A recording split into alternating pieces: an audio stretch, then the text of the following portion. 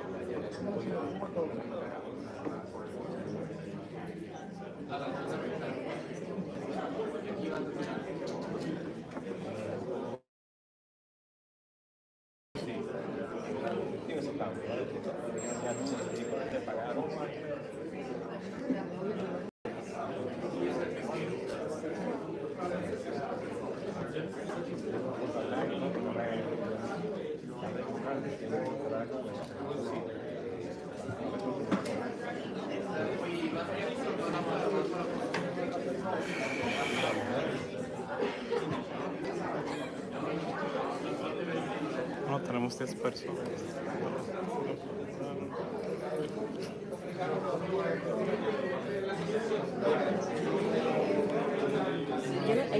Ella se va.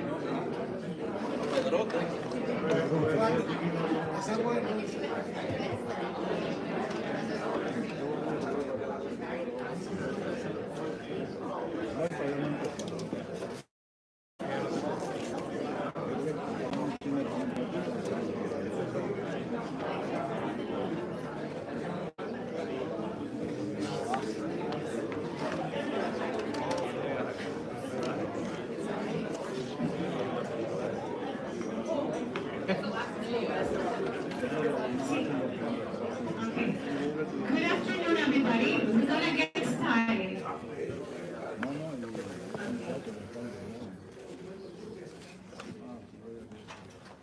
Again, thank you for your patience. I know you guys have been here for a little while.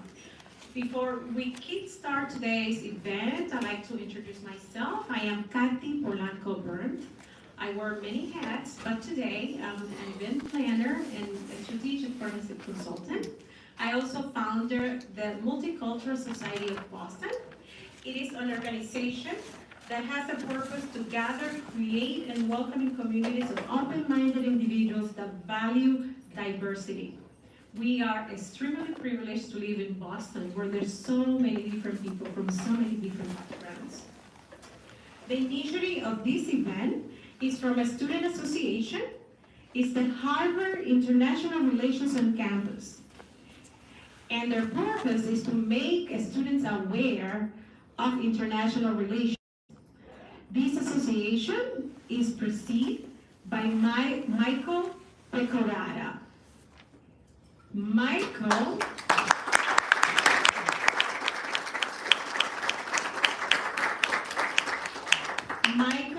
is a junior at Harvard University. He studied economy with a minor and secondary studies in government and language citation in Mandarin Chinese. On campus, he's the president of international relations. He's the chief staff of the Model United Nations, and he's also a chief of staff for the Harvard Political Union. Michael is so proud to bring Mr. Paliza to this event.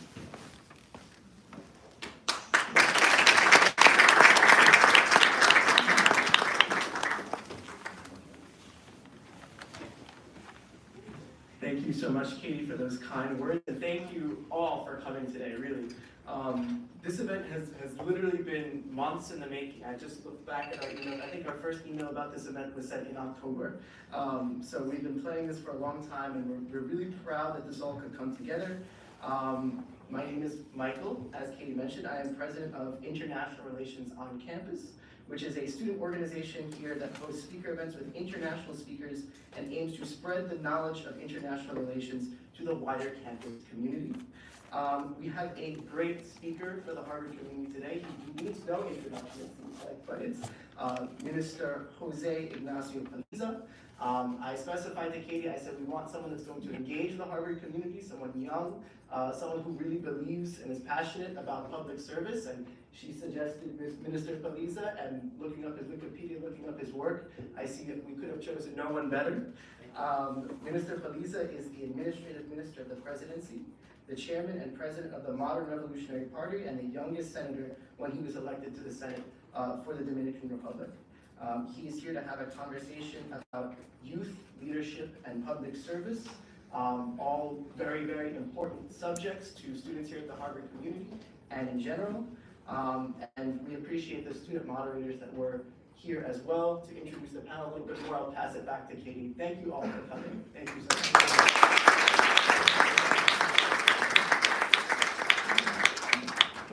You might all know Mr. Paliza well. However, I like to introduce him and say a few things about him, including how young he is. Mr. Paliza was born in Santo Domingo, Dominican Republic, September 1st, 1981. He's still a baby. He's a doctor of law, magna cum laude from the Universidad Iberoamericana. He also has a master in international legal studies in Georgetown in Washington. He also has a master with minor in business and public policy from the University of Pennsylvania. He has a certificate in public finance management from the Kennedy School of Harvard University. He also has a certificate in public management in Georgetown. He became the youngest president for the political party, Revolutionary Political Party, PRD, when he was only 23 years old.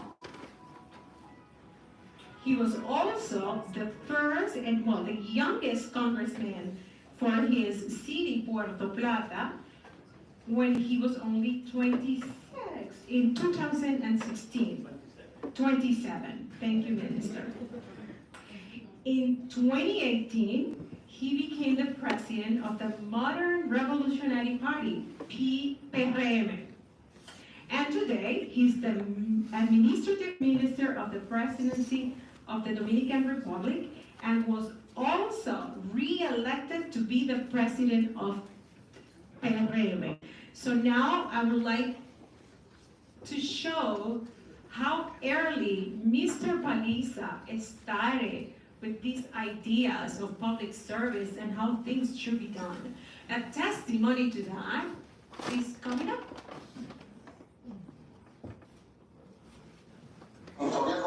Yo estoy seguro que ese pueblo que está en sintonía con nosotros en este momento debe estar muy agradecido, porque mucha gente no se atreve a decir ese tipo de cosas y usted se ha atrevido. Yo vi cuando iba sacando el video, vi un lugar lejos del muro y pensé yo, esto no puede ser un negocio que lo están haciendo, pero en la parte más lejos había más elementos de ventas, como de la tienda. Y me di cuenta que para caminar había que dar muchas cosas y mucho mejores. Esa fue la otra cara de la moneda.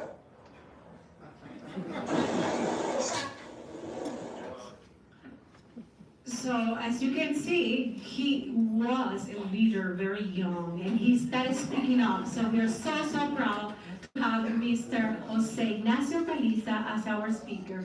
Please welcome him.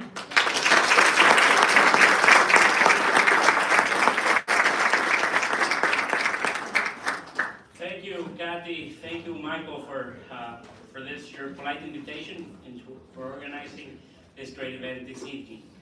Por respeto a la universidad y a los estudiantes internacionales que están aquí, pues me han pedido que mis palabras sean cordialmente transmitidas en inglés. Así que a los dominicanos, que sé que hay algunos cuantos, entiendan las circunstancias de este encuentro. Greetings to all. Thank you to the Weather Center for International Affairs, to the Harvard International Relations on campus, to Mr. Enrique Garcia, the Dominican Consul here in Boston, to Michael and Kathy for inviting me this evening, and to all of you present here. Thank you for having me in this unique platform. Since English is not my native language, please allow me to read a brief presentation I brought for you guys tonight, and afterwards I will be more than pleased to take any questions if you like. Youth, leadership, and public policy. I would like to start off with two ideas. The first of them has to do with youth itself. Youth has nothing to do with age. I learned this out of my own experience. As a democracy, the Dominican Republic political system is comprised of three branches, similar to the US.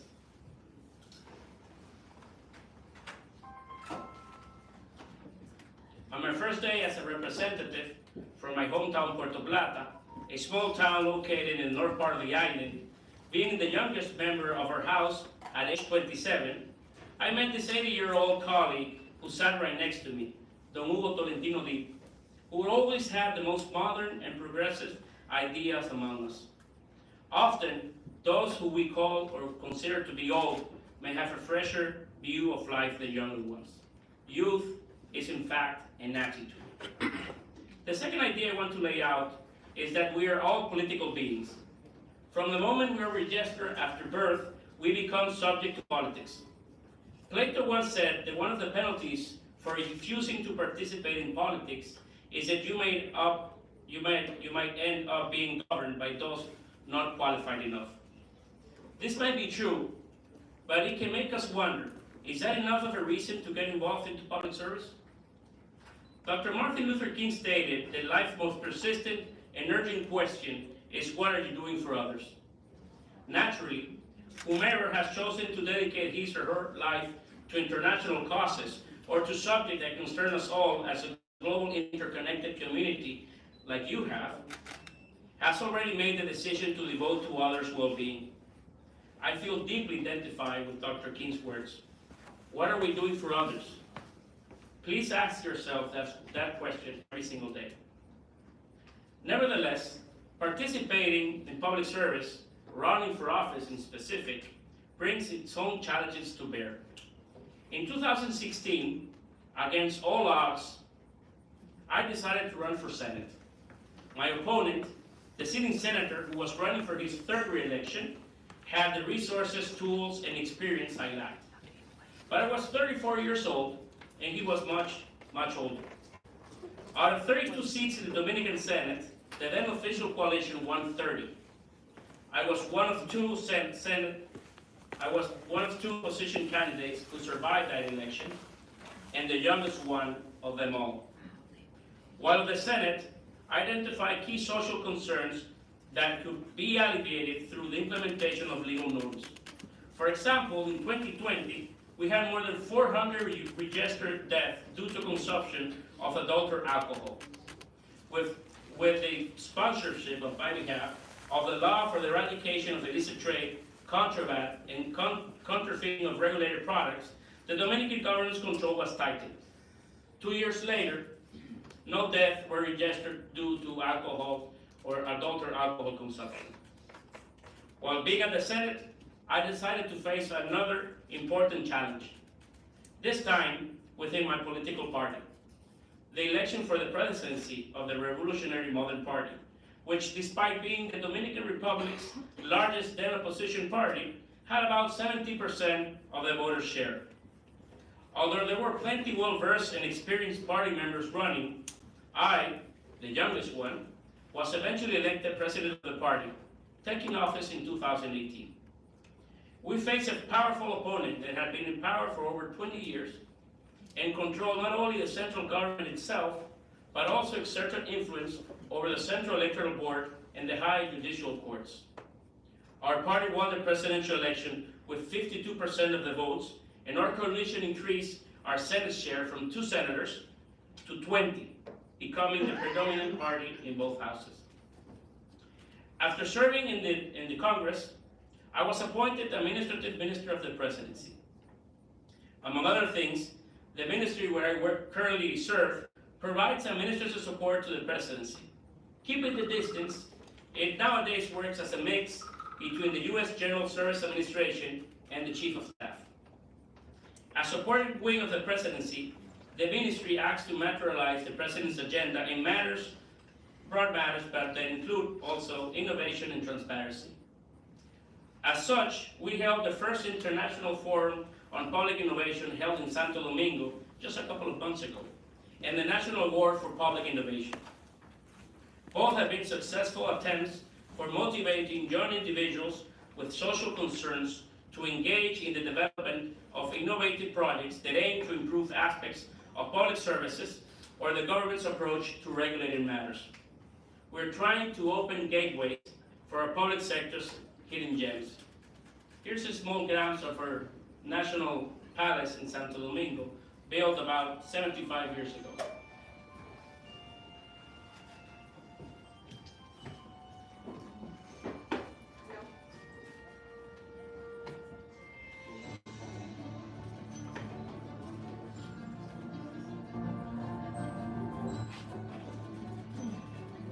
bonito. Nice.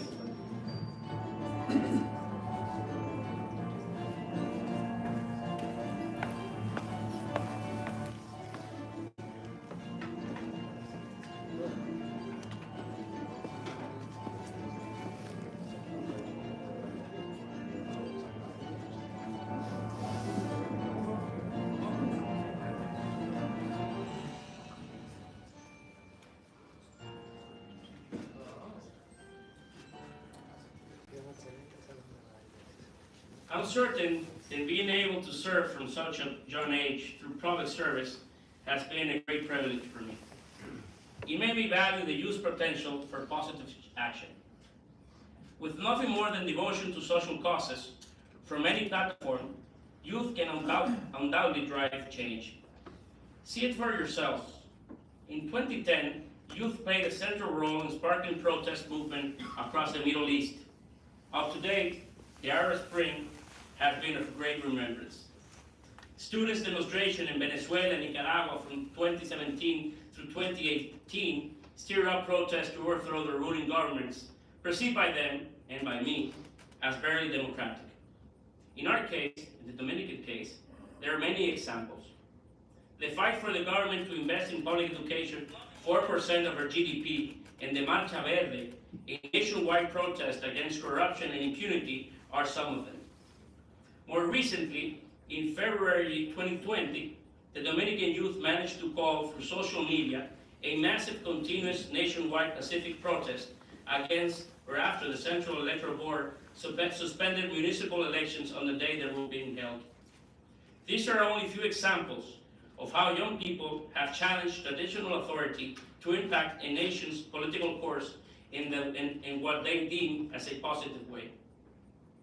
In that sense, in his book, Time for Outrage, Stefan Hessel asserts that indifference is the worst of attitudes. Hessel exhorts young people to look around for topics of indignation.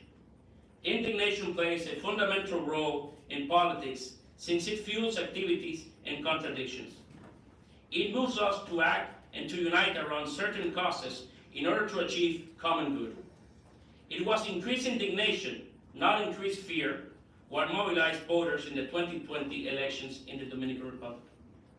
Hessel, born in 1970, one of the authors of the Universal Declaration of Human Rights, was 90 years old when he wrote the referred book.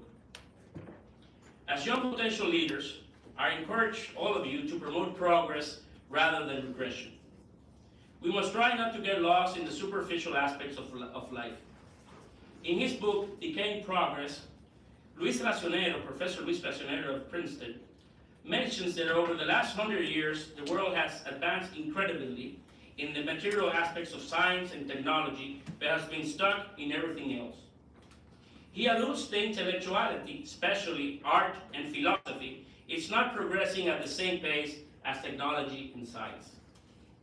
Therefore, I tell you all, it is important that we keep accelerating the search for knowledge and questioning our system's failure. Intellectual progress can be recovered, and the power to do so is in our hands.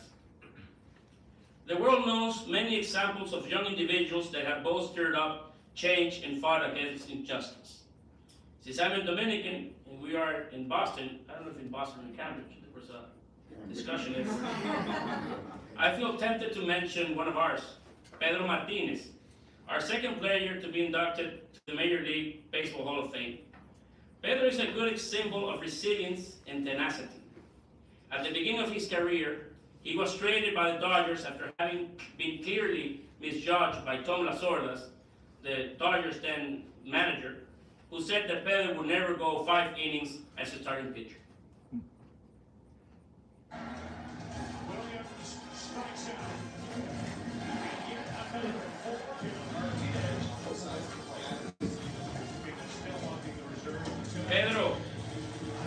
Pedro ended winning 3 Cy Young Awards. On a more serious note, however, Chico Mendes was 44 years old when he was murdered for defending the Amazon, not the store, but the forest in Brazil, for his previous 20+ years of life. Our founding father, Juan Pablo Duarte, was 25 years old when he decided to incorporate La Trinitaria, the basic political structure for the independence of what is today known as the Dominican Republic, probably our first political party. Maria Sorasi Curi was 37 when she became the first woman to win the Nobel Prize for having worked for years on the radiation phenomena. She actually won 2 Nobel Prizes, one in physics and the other one in chemistry. Jose Francisco Peña Gómez, the historical leader of our party, the Dominican Republic, is also a great example. Peña Gómez, who influenced my political values and principles, embodied democracy. He looked past the difficulties and pain that the nation endured during the 31-year-long dictatorship of General Rafael Leonidas Trujillo in order to restore the civil rights that had been snapped up for so many years. In 1962, 23-year-old mindful Peña Gómez led La Caravana de la Libertad, the freedom journey, a journey followed by hundreds of people that marched for the implementation of democracy through elections and constitutional rights and liberties in our country. By 25, he was elected Secretary General of the Dominican Revolutionary Party, and through his radio show Tribuna Democrática, he called the people to the streets to fight for the restoration of the constitutional order broken in 1963 after the coup d'etat to the then democratic elected president, Professor Juan Bosch. He has been one of the few people in the Dominican Republic that without having reached the highest ranked position in government, without having been president, he's still considered a true head of masses. Vamos a abrir las ventanas del futuro para que la justicia sea una realidad en la capa del pobre y en la capa del rico. Vamos a abrir las ventanas del futuro para que por ella penetre el pueblo y construya el gobierno compartido, el gobierno que trabajará para la gente buena. Even though Peña Gómez came from humble origins, he managed to impact greatly. In my opinion, where a leader comes from does not matter that much. In adversity, or in a privileged setting, leadership is always achieved and consolidated through hard work and strong principles. No matter where you start, no matter where you come from. I don't want to end this conversation without mentioning what I perceive as 2 great challenges that a young leader in public service may face. Firstly, note that leadership in public service will require you to be humble enough so to adapt to different realities and settings. Also, decision-making at some point will oblige you to be versatile. Secondly, do not let the fear of letting someone down stop you from trying. Finally, if someone asks me for any piece of advice to young people, I would certainly throw out 5 ideas. Number 1, use information responsibly. In his latest book, The Revenge of Power, Moises Naim explains that post-truth, which sets out to distort the public sphere to such an extreme that people lose sight of the distinction between truth and lies, is one of the symptoms of the spread of a new model for undermining democracy that is rapidly circulating around the world, and in Latin America in specific. The world population today is estimated to sit at 7.9 billion people. Actually, India is already more populated than China.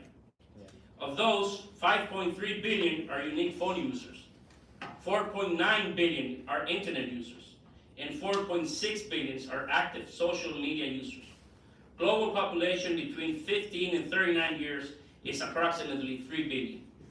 We are the main users of both technology and information technology, and such, we bear the greatest responsibility of using it in a fair way.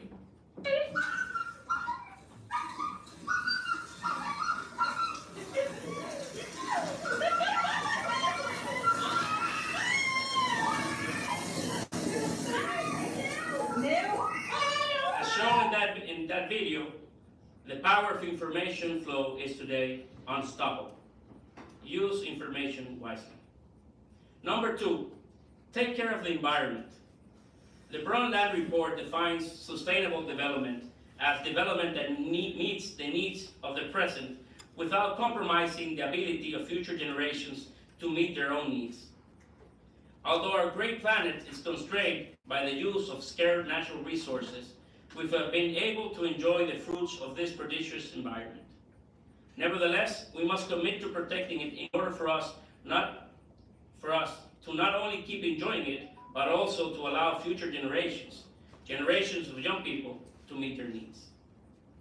This is actually the image of the border between the Dominican Republic and Haiti. To your right, Dominican Republic, and to your left, Haiti. In our case, our island, the small one, has a population over 20 million. The density of our population is around 300 people for every square kilometer. The average in Latin America is about 20. We're a great example of how we have to take care of our environment and press all attention to this specific related matter. Number 3, educate yourself. I will not go too deep into this one since we are already in Harvard. Just do what you're doing today, enroll in classes, attend lectures and conference, read more, explore knowledge, write.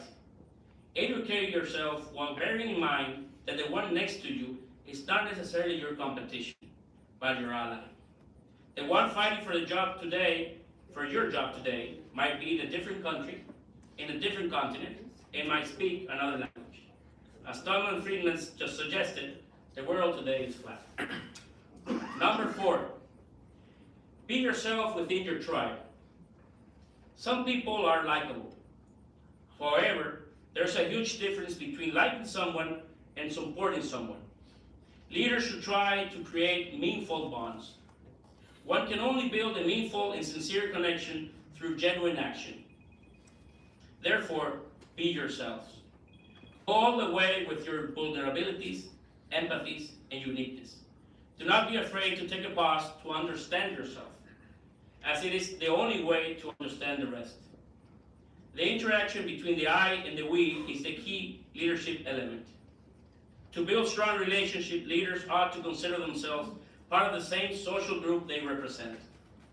It shows that leaders lead over the fuel of their followers, rather than under the shadow of their own personal interests.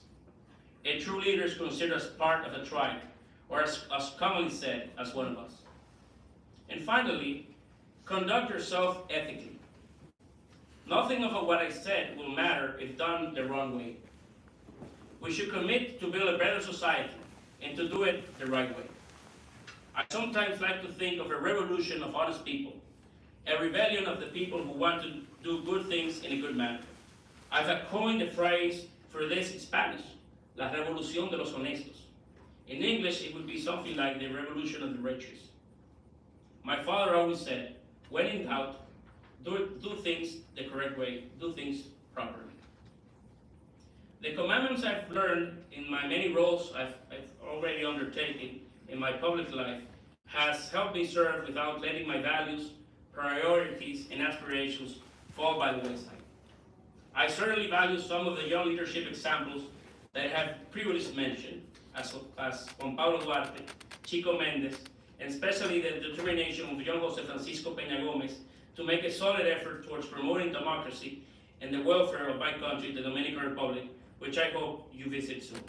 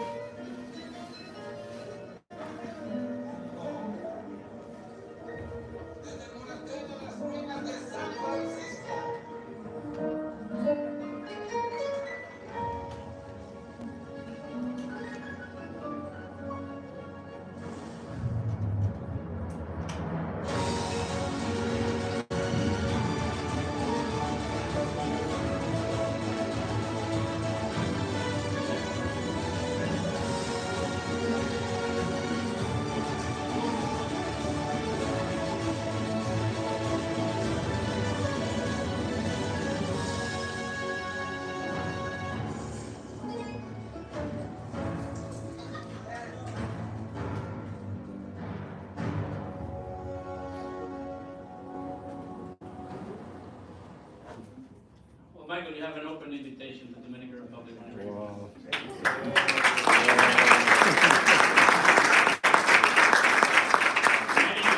thanks for your attention. It has been a great privilege to be here among you guys and to have met you all. I hope this invitation will repeat itself in the near future. Thank you and good evening.